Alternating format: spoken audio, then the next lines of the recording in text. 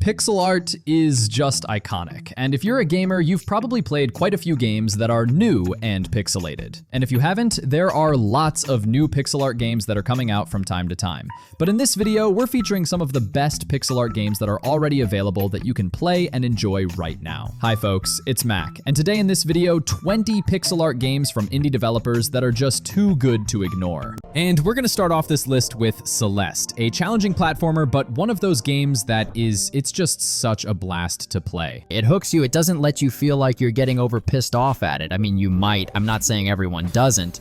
But this is a game where you control Madeline and you climb the eponymous Celeste mountain. What's cool about it is that it's kind of like just a simple platformer at its core, but the way it works, the precision of the way the jumps and dashes work, all combining, like every level having their own little mechanic that they throw in that makes it just brilliantly fun. And the way that it captures you, it goes into some really interesting territory that some games don't. Like, this game really actually tackles mental health issues, anxiety, self-discovery, stuff like that in surprisingly interesting ways. Like, you look at these old school, beautiful pixel graphics, which are awesome. It all looks classic and cool, but underneath it, it has a really good story. Madeline is a really well-developed protagonist, but also, at the heart of it, it's just a solid freaking platformer. And I mean solid. This is like one of the best in a long time to some people. I know reviews and scores weren't lying at the time the game came out, and now there's even more supporting content and stuff to dive into. Celeste is amazing.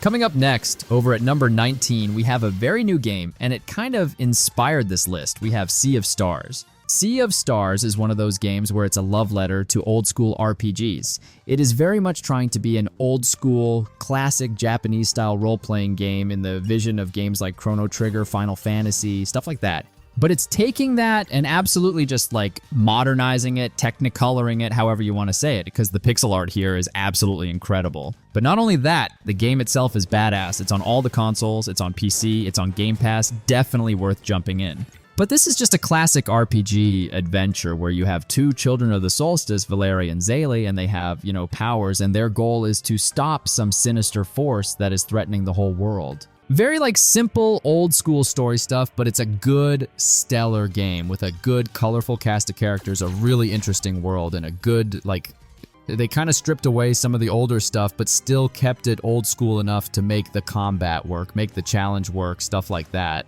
This game really is both a look forward and a look back. And like I said, it is just absolutely drop dead gorgeous.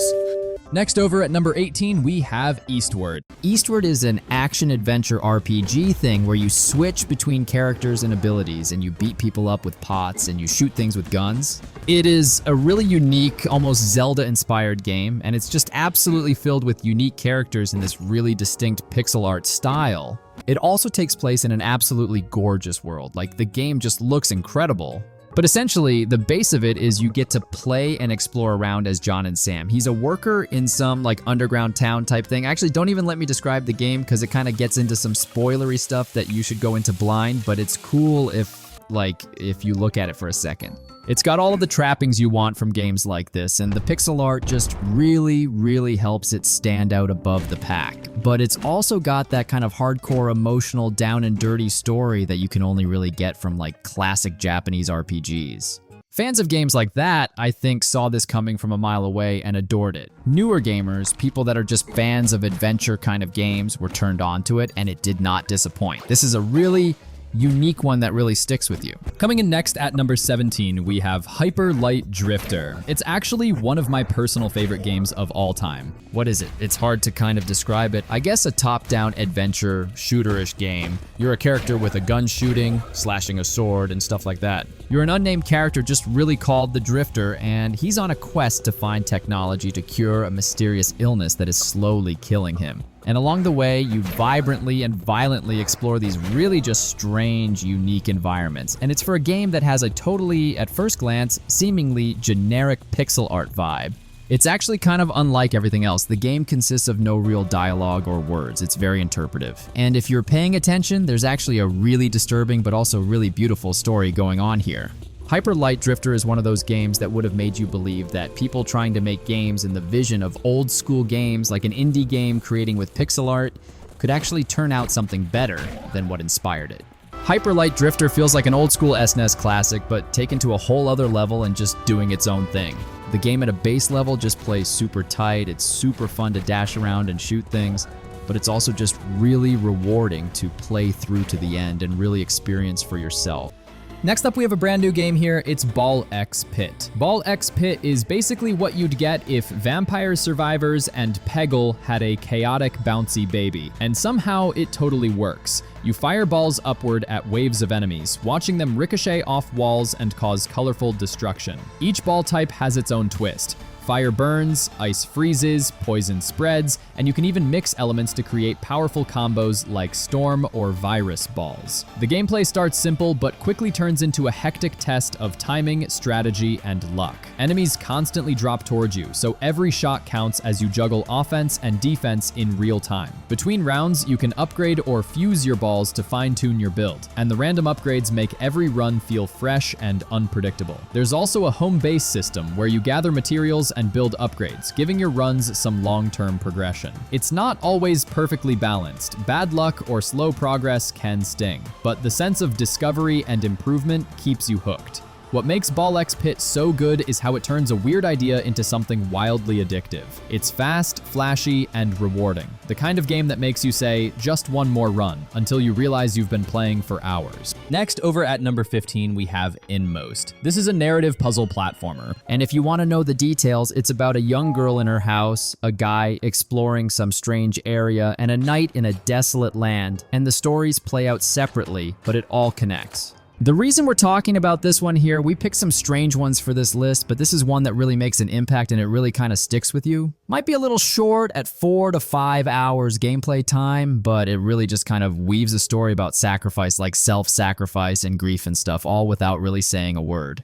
And the pixel art here is really key. It's like freakishly detailed. The way they play with light and dark, shadow, and all of this is just amazing. Some of it feels like super, super high-end PC type stuff, absolutely gorgeous animations that then just sometimes scales out and turns into these big epic set pieces. It's really cool how they kind of manipulate everything here. For some people, it was a little jarring, maybe a little too much, a little all over the place.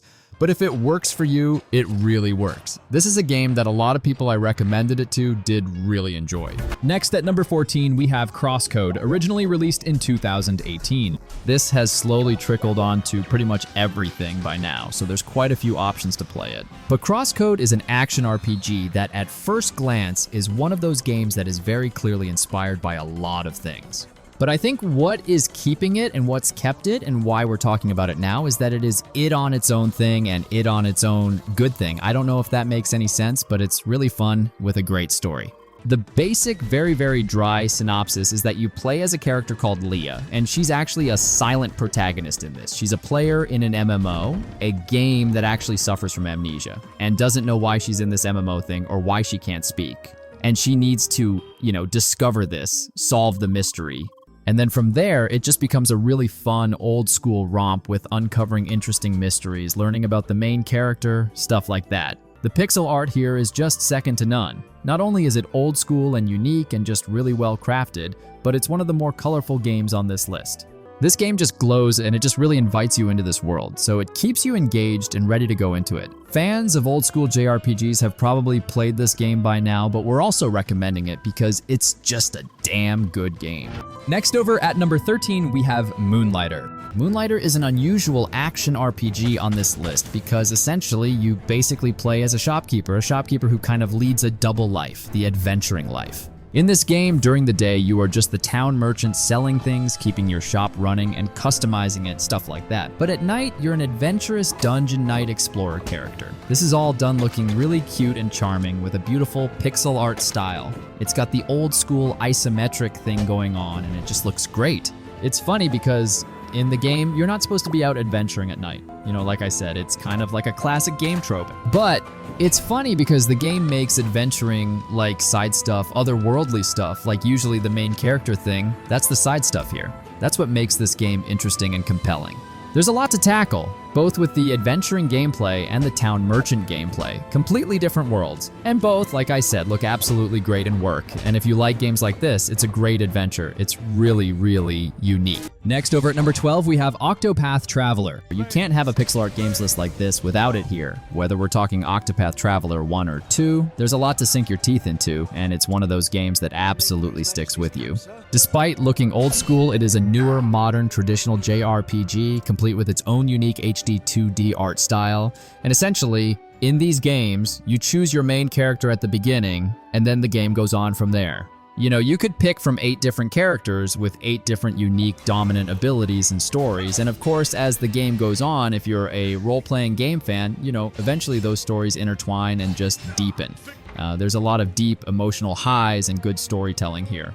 But honestly, the main reason I'm bringing it up is just that it is an all-around great game, whether you're just playing for the gameplay or the story, or both, which is how I play it.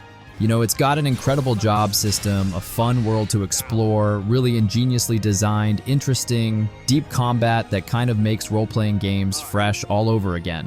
Just everything about these games are good, and they're built with heart. It's one of those things that really sticks with you. Next on the list, we have To the Moon. It's not super long, and it also doesn't have much gameplay. Really, the only thing you're doing is sometimes exploring areas and solving some really simple puzzles, but it's more about the story experience. Yeah, something you would think that would be really cheesy or overwritten or heavy-handed. Somehow the story is crafted really intelligently. It's about 2 doctors altering a man's memories to fulfill his dying wish of going to the moon. It's essentially like Inception, but with heartstrings, and this game has heartstrings. I'm an absolute sucker for this one. Like, I will openly cry thinking about this game. I know, makes me a little bit of a little boy, but To the Moon is an adventure that you should experience with just minimal knowledge. Just go in if you haven't. It's really only like 4 to 5 hours. And for some reason, it's like one of those games that sticks with you for years. You're gonna think about this randomly, whether it's just how good the piano music was or just how bittersweet the story was. Everything about it is really well done. There's also been more from the developers, so if you're looking for something like this exactly when you finish, look up Imposter Factory, which is also worth checking out. But really, this is just one of those games. It's really sentimental, and if you're into that type of thing, well, this is where to find it. Up next, we have Fez, a classic one here. Thankfully, it's still around and playable on current consoles and, of course, on PC. But if you're a younger gamer and you haven't experienced it, definitely check it out. This game is a platformer, but it has a really unique spin. It's got a lot of tricks up its sleeve, and it's just got a lot more deep, old school 90s gaming type stuff going on than I expected. I expected this game when it first released to just be kind of like a cute little romp, but it's much more. You play as the character Gomez, a little cute guy in a fez who just has to navigate the world by spinning this strange world around, shifting perspectives, using the platforming, moving objects, stuff like that. I don't know how better to describe it, but like I said, it's much more than meets the eye. The soundtrack is very immersive. The world, while kind of a little, well, you know, what you're seeing right here is kind of simplistic in some ways. It's also complex and kind of creates mystery in your head. It's one of those games where once you finish it, you're left sitting idle with the controller, staring at the TV, just thinking about it. Fez is one of those just kind of all-timer games. Like, yes, there are some people that don't like it, but it is an extremely inventive game that absolutely looks great. Coming in next, we have Shovel Knight. This had to come up here eventually. It's a goddamn classic here. This is the old school retro platformer. And also, we're specifically talking Shovel Knight Treasure Trove. Being the whole complete collection, if you buy that game, you get the base journey of the Shovel Knight on his quest to defeat the nefarious Order of No Quarter and the Enchantress, whatever. But then also the structure to do it. That's a classic 2D side-scrolling old school game. It doesn't get any better than this. It's honestly just a great, classic, good, complete Vision game. But they're also talking about the Treasure Trove edition because it includes all of the expansions as well, which are great and are like whole, complete games in their own right. Shovel Knight Plague of Shadows, where you play as Plague Knight. Shovel Knight Spectre of Torment, where you play as Spectre Knight. They're all very clearly ripping off other video game characters, but who cares? They're a blast to play as. And then what's even cooler is with Shovel Knight King of Cards, you play as King Knight, and it kind of turns things on its head. You're a radically different acting character with new mechanics, but you're also exploring the world and playing an actual in-game card game, which is just so good and fun and additive. This entire package is absolutely incredible and really sticks with you. Again, thanks to classic, just top-notch, good, I got to say it again, good pixel art style. At number 8 is Blasphemous 2. The original Blasphemous was a great game, no doubt about it, but Blasphemous 2 to me perfects that formula. It's got more boss fights, more abilities, and a more open-ended world to explore. There are a hell of a lot more secrets to uncover as well. This game goes nuts in terms of how much is hidden away without feeling like it's being shoved in your face like in most games of this type. You can find characters without ever realizing it, and if you're not using a guide, it's possible to find them on repeated playthroughs without even realizing what you missed. That's the beauty of Blasphemous 2, how flexible it is and how easygoing it is about how you approach the game. The art direction here is insane. Everything feels iconically religious. I mean, it's called Blasphemous. They obviously put a lot of time into making all these weird, beautiful, often grotesque pixel art locations. And some of the bosses are incredible in a lot of ways that might be hard to stomach. Yes, even some stomach-related ones. It's visceral, it's weird, it's intentionally confusing, but it's a damn nearly perfect Souls-like Metroidvania. Up next, we have Owlboy. This game also kind of speaks for itself if you can see it. We're talking pixel art games, and this has some of the best pixel art in the game. I mean, look at it. It's also one of those games that was notoriously in development for a really long time, and when it released, it didn't really disappoint. This is a simple game, a simple but beautiful, elegant, great game. It's essentially a platformer game, but there's a lot more to it. And I mean, like, way more.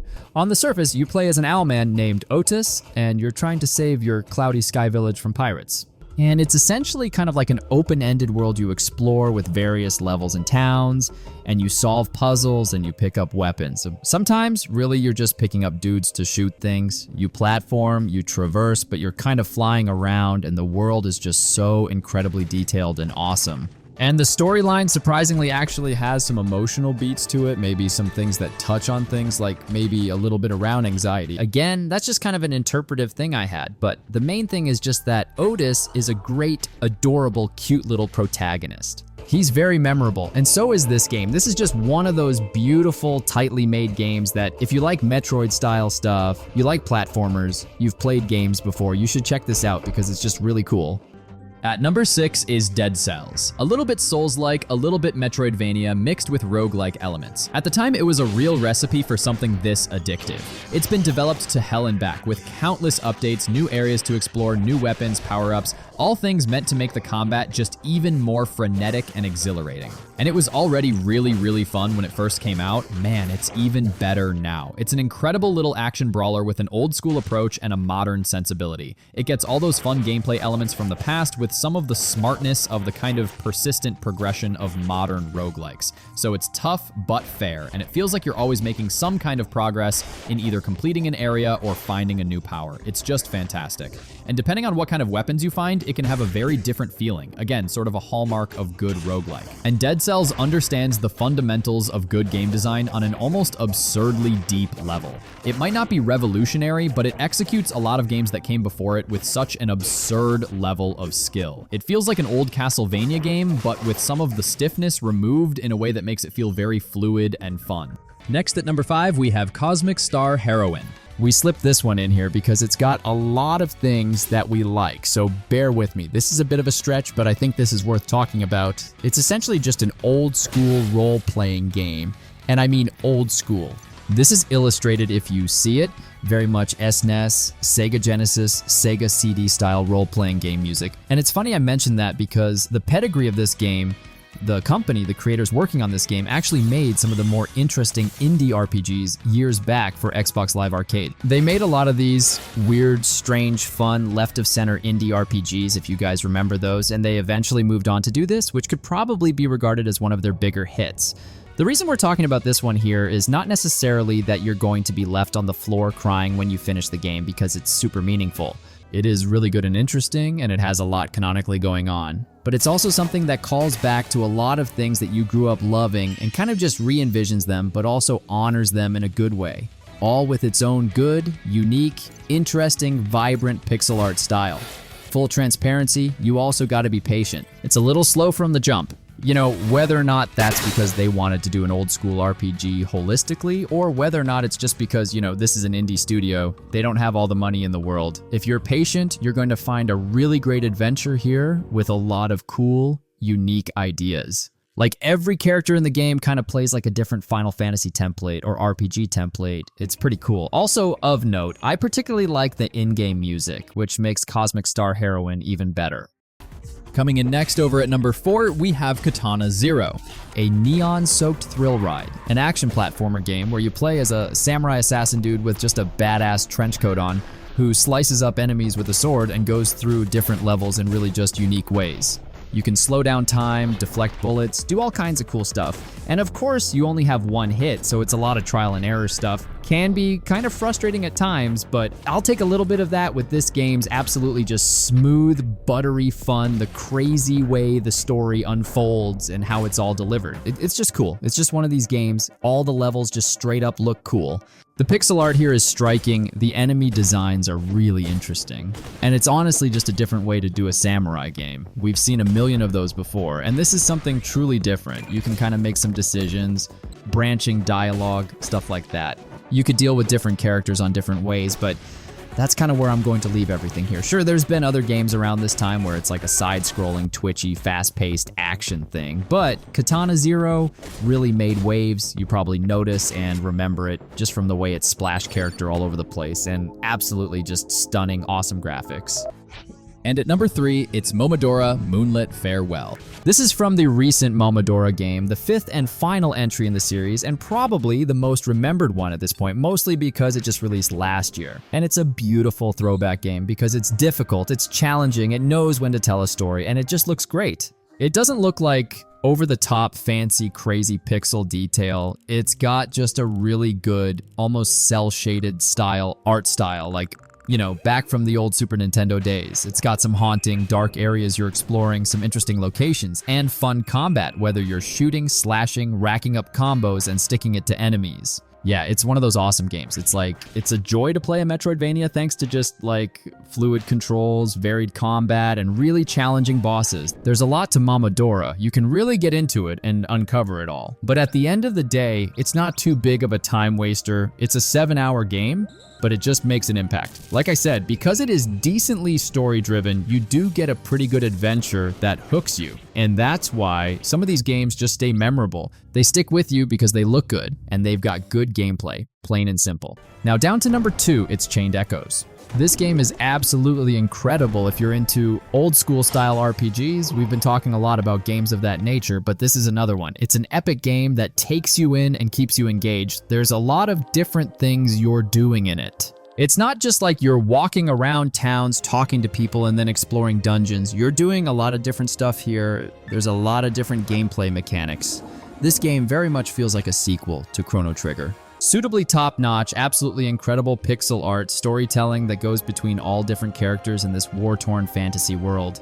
You're going into towns, meadows, dangerous areas, whatever, on foot, or in a flying mech suit. This game does so many things, I'm kind of not even telling you everything about it and how deep it goes.